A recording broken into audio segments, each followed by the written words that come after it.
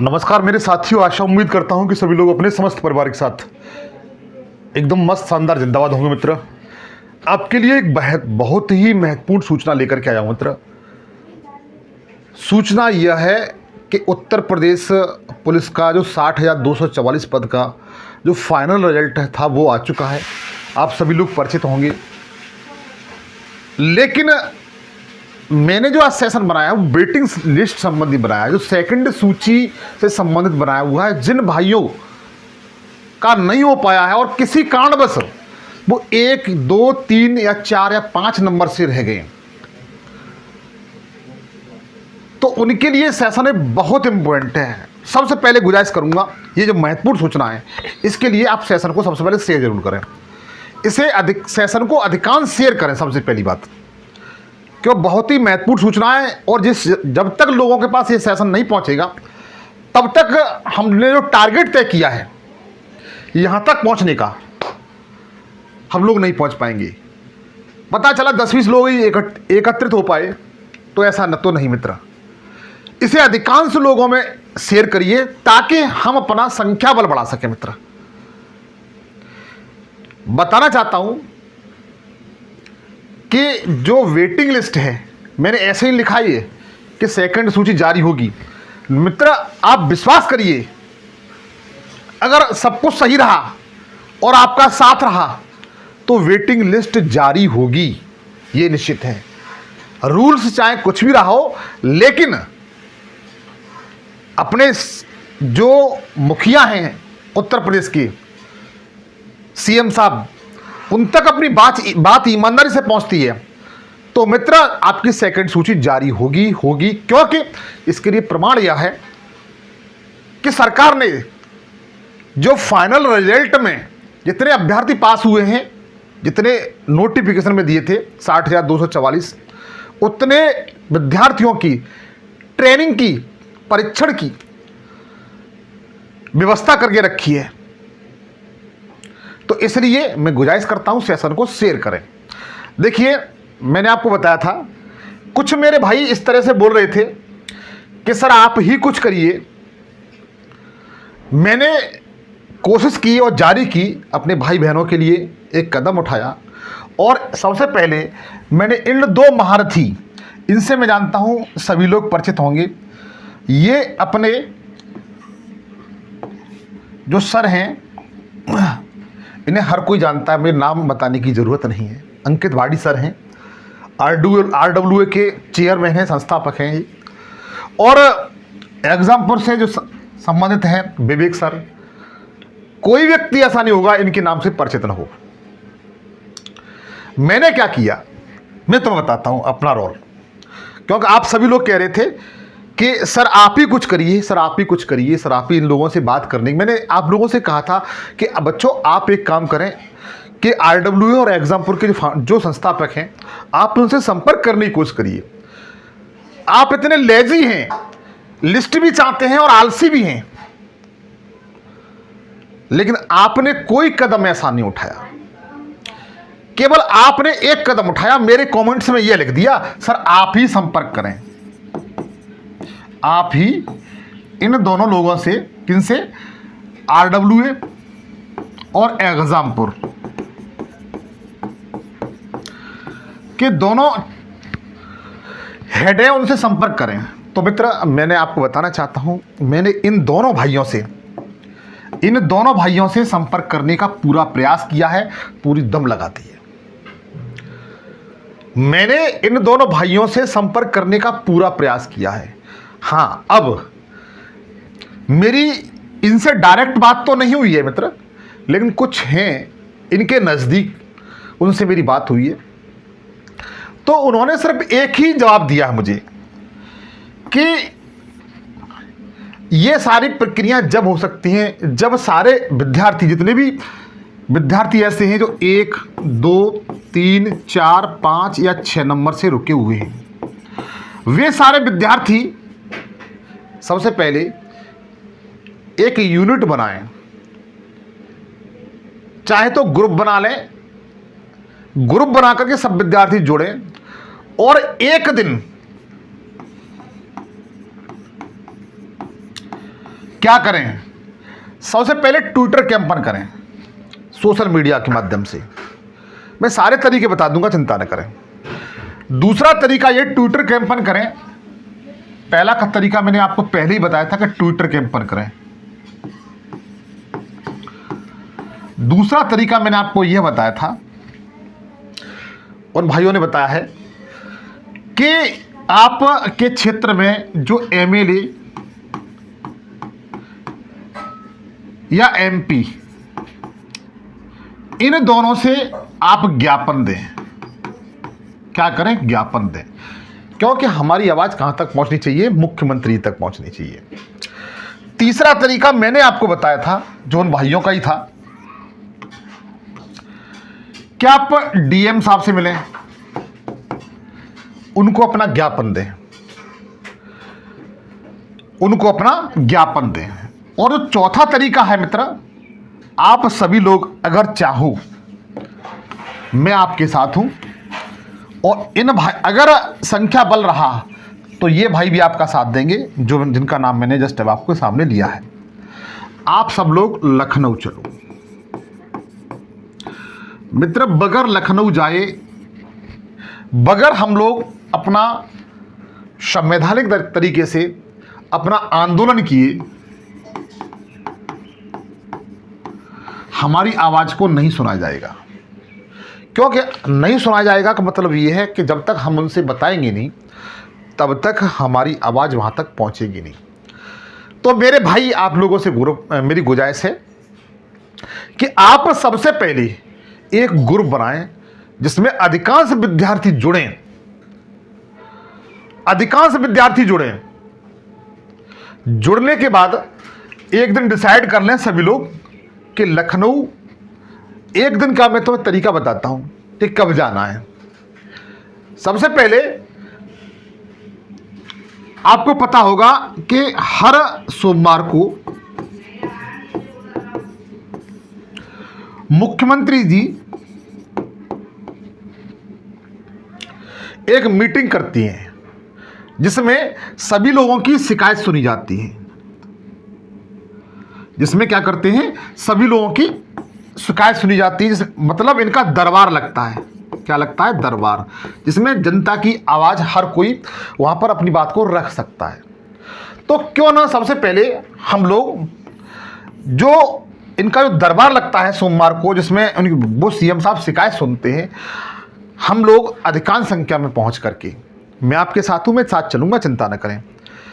आप यदि एक कदम चलेंगे तो मैं आपके साथ 10 कदम आगे बढ़ने के लिए तैयार हूं। एक मेरे भाई और हैं जिनका नाम मनोज मिश्रा सर हैं, वो भी इस चीज़ को चाहते हैं, मैं भी इस चीज़ को चाहता हूं।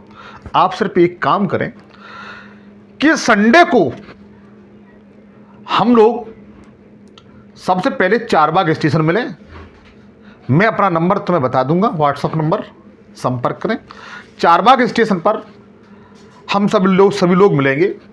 कोशिश मेरी यही रहेगी कि एक तो आपके मनोज सर भी आएंगे वहाँ पर, उनसे मेरी बात करने की मैं कोशिश कर रहा हूँ।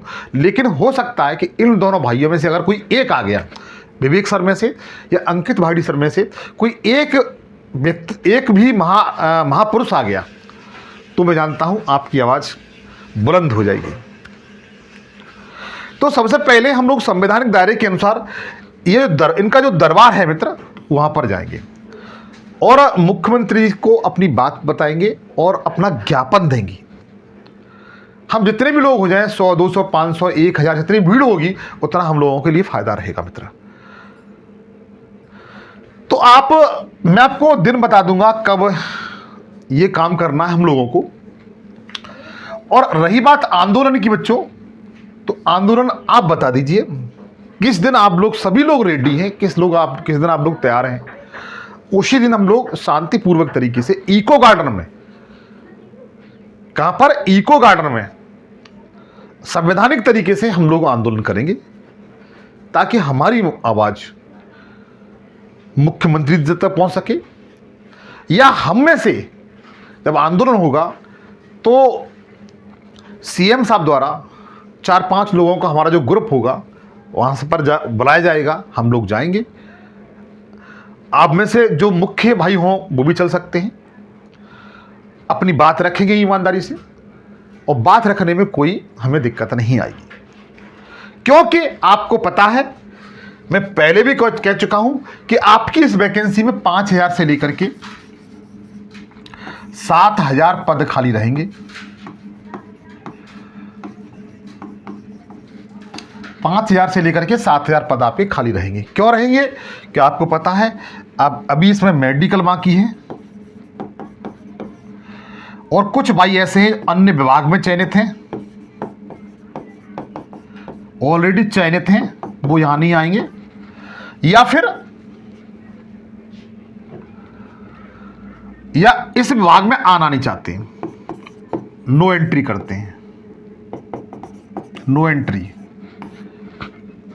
ठीक है, तो मुझे लगता है कि अगर 5 से 7,000 पद खाली रहते हैं तो इन भाइयों का 100% भला हो जाएगा। इनके घर में भी बच्चों क्या होगी, नौकरी की रोशनी आने लगेगी बच्चों। इसलिए मेरी गुजारिश यही है कि आप लोग सबसे पहले ग्रुप बनाएं। ग्रुप बनाने के बाद जितने भी लोग हैं वो सब जुड़ें, 1,000 हो जाए, 2,000 हो जाए, 5,000 हो जाए।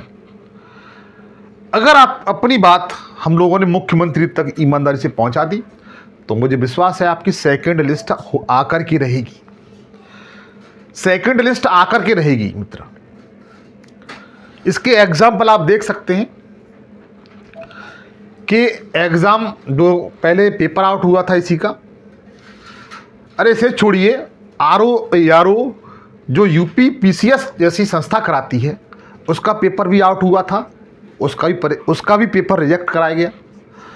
तो मित्र क्यों नहीं हम लोग इस मुहिम को एक आगे बढ़ाएं, आगे बढ़ा करके उन लोगों तक पहुंचाएं, उन लोगों को भी रोशनी मिल सके नौकरी की, जिनकी बहुत उम्मीद है, क्योंकि उनके माँ बाप ने, बहुत से गार्जियंस ऐसे हैं जो अपने बच्चों को कर्ज लेकर के अन्य जैसे शहरों में पढ़ाई करने के लिए भेजा होगा, 1,00,000 2 लाख रुपए उन पर कर्ज होगा जमींदार का या बैंक का, और बच्चे का सिलेक्शन नहीं हो पाया है, हो सकता है कि उसका सिलेक्शन इसमें हो जाए, तो बच्चा वो जिसके पिता ने कर्ज लिया है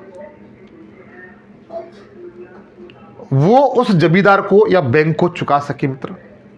क्योंकि माँ बाप को हमेशा यही आशाएं रहती है कि हमारा बच्चा सिलेक्शन ले लेगा, हम कर्ज बड़े आसानी से चुका देंगे, लेकिन हुआ ऐसा नहीं है उन भाइयों के साथ, उन गार्जियंस के साथ, क्यों बच्चे का लिस्ट में नंबर नहीं आ पाया है। एक चीज़ को लेकर के बच्चे और कन्फ्यूजन हैं मेरे भाई, कि अभी स्कोर कार्ड जारी नहीं किया गया है। तो मित्र बता दूं, अभी इस मामले में कोई ऐसी सूचना नहीं है, लेकिन ये निश्चित है स्कोर कार्ड जरूर जारी होगा, स्कोर कार्ड जरूर जारी होगा, आप चिंता न करें। बस मैं यही कहता हूं, मैंने आपको 3 से 4 चीज़ें बताई हैं, चारों चीज़ों पर आप लोग ध्यान रखिए। फिर आप लोगों को बताना चाहता हूं कि सबसे पहले आप एक ग्रुप बनाएं, व्हाट्सएप ग्रुप बनाएं,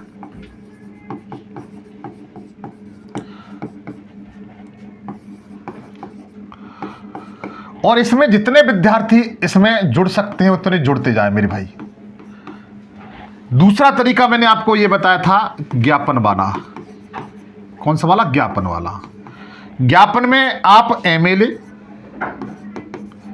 एमपी प्लस डीएम साहब, इनको अपना ज्ञापन दें। तीसरा तरीका यह है, आप एक दिन डिसाइड कर लें ट्विटर वाला मामला,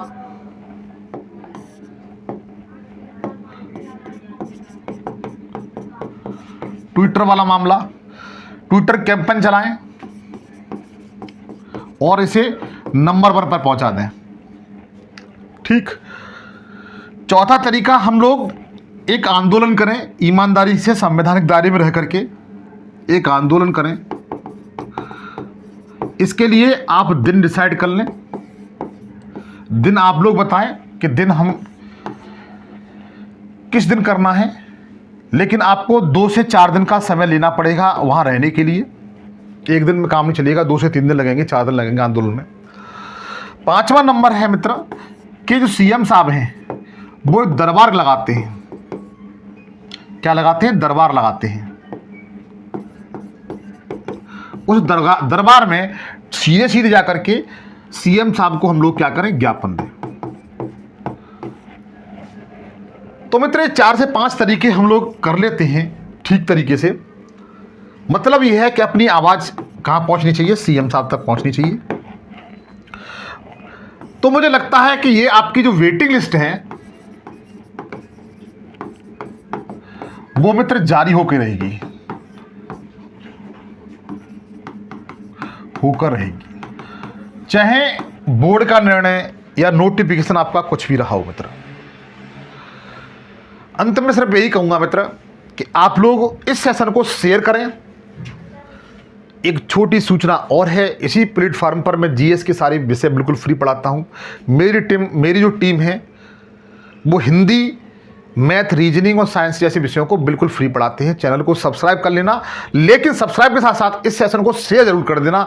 मेरे लिए नहीं सही तो अपने लिए, अपने माँ बाप के लिए इस सेशन को शेयर जरूर कर दें, ताकि ये सेशन उन लोगों तक पहुंच सके जो कुछ नंबरों से रुके हुए हैं। मेरे भाई, आपसे फिर मुलाकात होगी। मेरे अपने जो बातें हैं सारी कमेंट सेक्शन में मुझे बताएं। आपसे फिर मुलाकात होगी मित्र, तब तक के लिए जय हिंद, जय भारत।